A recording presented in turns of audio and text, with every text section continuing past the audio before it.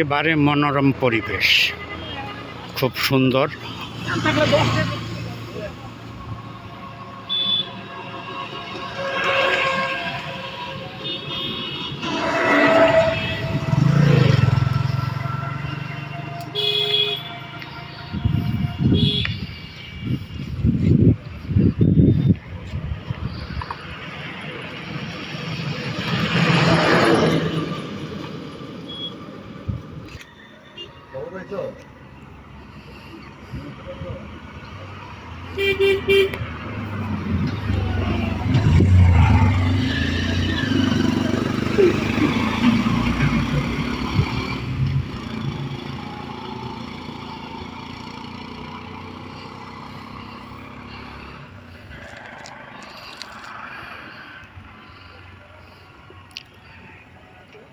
একেবারে শুনশান নীরবতা, মানুষজন কম, কিন্তু দুনো পাশেই বাড়িঘর আছে।